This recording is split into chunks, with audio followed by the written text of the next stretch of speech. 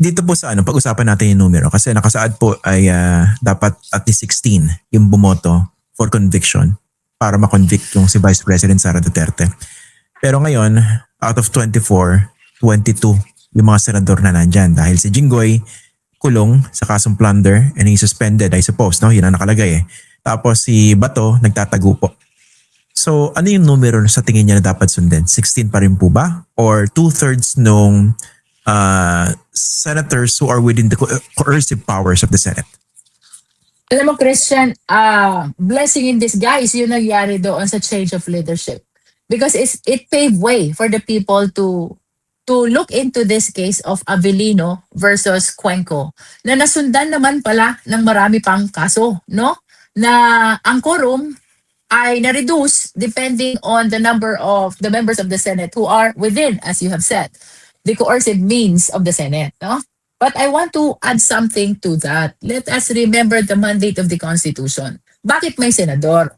That is to represent the interest of the Filipino people, no? Pero kung ang senador nakakulong, kung ang senador nagtatago, kung ang senador nasa hospital, kung ang senador nasa abroad, can you honestly say that they are representing the interest of the people? Definitely not. At kung hindi, why would you consider them in determining the quorum or even the required number of votes for the purpose of the conviction in the impeachment trial?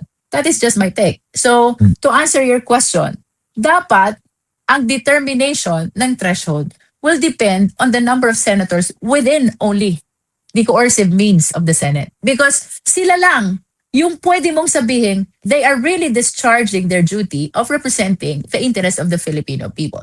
With all due respect kay Senator Bato, who is now in hiding ngayon. Can you honestly say that he is representing the interest of the Filipino people? I don't think so. So why are we going to consider him for the purpose of determining the required number of votes for the purpose of conviction or even for the purpose of acquittal? Opo. Dagdagan ko lang po yung mga scenarios, no? Please indulge me. Okay, ngayon, bawas ng 2 senador yung 24. So, 22 po. Okay. Paano kung makulong din si Joel, Cheese, Bongo, Marcoleta? Kasi si Joel and Cheese, sangkot din dito sa, iniugnay din sa flood control. Kung makakasuhan ng plunder, baka non-bailable. Si Marcoleta, baka makakasuhan din ng plunder, non-bailable. Bongo, kung maaresto sa ICC warrant. And I think meron din plunder case against him sa ombudsman. Scenario lang po ito, no? So, 6 agad yung mawawala. So, magiging 18 yung mga senador. Okay? So, susundin pa rin ba yung 16 out of 18? Tapos, let me go further. Paano kung, let's say, may ibang mga senador na nag-participate doon sa trial, pero pagdating ng araw ng paghuhukom, bigla nag-absent para mabawasan yung 16. Let's say, natira na lang 15. Can it be argued na technically, hindi na natin pwede convict yan kasi yung present ng mga senador ngayon, 15 lang. Nakalagay sa Constitution, 16. Would that be tantamount to, let's say, sabotaging the process in favor of the impeached official? Yun po yung mga scenarios na naisip ko. What do you think? Let us first share yung sinasabi ni retired Justice Carpio, no? At ito naman talagang nasa batas under the Anti-Graft and Corrupt Practices Act and even under the plunder law. Kapag nakasuhan isang government official, no? They are suspended from their public service, no? So, notwithstanding the fact na hindi sila nakakulong, hindi sila PDL, it is the law itself which says na suspended sila from their public office. Having said so, can you still say that they are senators if they are suspended? This is with respect to those na may kaso o makakasuhan ng plunder or violation of anti-graft, no? And of course, bagaman iba't iba ang senaryo nung sinabi mo, what is clear, merong kang binanggit na may kaso sa ICC, the rest you mentioned are possible cases with the ombudsman, no? Ang maliwanag, Christian, outside coercive means na sila ng Senado as pronounced in Avellino versus Cuenco na sinundan pa ng maraming kaso. Babalik ako dun sa argument ko kanina. If you're outside the coercive means of the Senate, therefore, hindi ka na nakaka-appear, no? Hindi ka na nakaka-attend. Hindi ka na rin nakakaboto. Then how can you say that you are truly representing the interest of the people? In that case, Christian, I believe that the number should be reduced to 18 And for the purpose of conviction, 2/3 of 18. And for the purpose of acquittal, 1/3 of 18. No? Mm. That's my Eh, take. No? paano To yung your pangatlong senador? question, paano kung naka-attend? Tapos biglang nawala nung magbobotohan na. And sa akin, yung casting of vote, Christian, that is a constitutional duty. Something which you cannot dispense with. Hindi ka rin pwedeng magpa-proxy, no? So, for me, that should be considered also in reducing the number of threshold kung hindi ka makaka-attend, because that constitutional duty must be personally attended to by the senator judges. With all due respect sa kanilang lahat. Hindi, kaya ko lang po naisip yan kasi paano kung merong isang magiting o dalawang magigiting na senador na gustong isabotahe, absent kami. Para kunwari naging 15 na lang, di ba? So hindi nyo na makukuha yung 16. So yun pa rin ang argument, no? Yun doon sa Avelino versus Cuenco. Dapat Yes, within coercive perfect means power. tayo. Coercive means, no? And I think that is aligned dun sa sinasabi ko kanina na ang purpose kaya may senador is to represent the Filipino people. But if you're outside the coercive means already, how can you truly represent the people, no?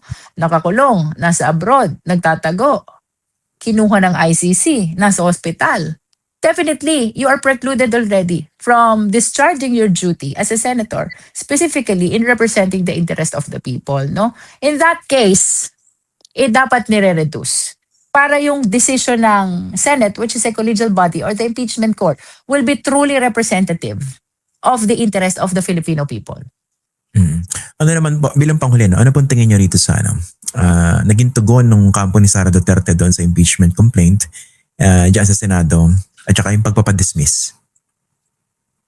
Well, it's a non-answer. Yun ang aming appreciation dun sa kanilang sagot sa articles of impeachment. As a matter of fact, consistent sila. Christian, no? Kasi dun sa first impeachment natin, 19 Congress, yun na din. Constitutional, procedural, technical issues. Pagdating sa Justice Committee, yun din ang sagot. 20th Congress na to, Justice Committee, yun din ang sagot. Constitutional, procedural, and technical. Pagdating sa impeachment court, they just rehashed all the issues that were raised in the Justice Committee, no? So, I want to make reservation pagdating dito sa pre-trial, no?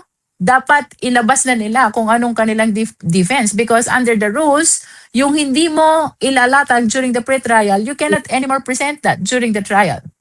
Witnesses which are not submitted during the pre-trial or evidence which are not submitted during the pre-trial cannot be presented during the trial. So last opportunity nila to, pre-trial conference. After this pre-trial conference at wala talaga sang inilabas, then I can honestly say baka wala ngang ebidensya ang respondent. At makukonvict kung walang ebidensya. Ang problema, baka idaan sa drama tsaka sa propaganda. Kasi hindi naman po ito purely legal, hindi po ba? Yeah, that's correct. Yun na, That's correct. kinakawawa. That is why the dissemination of information is very significant in this particular case, no? At sana makatulong natin people in the media like you, people in the mainstream and in the social media. Sana'y maging responsible po tayo in disseminating accurate information lang in as far as this impeachment trial is concerned. Dapat po maintindihan ng sambayan ng Pilipino, because apart from the impeachment court, we have a court of public opinion.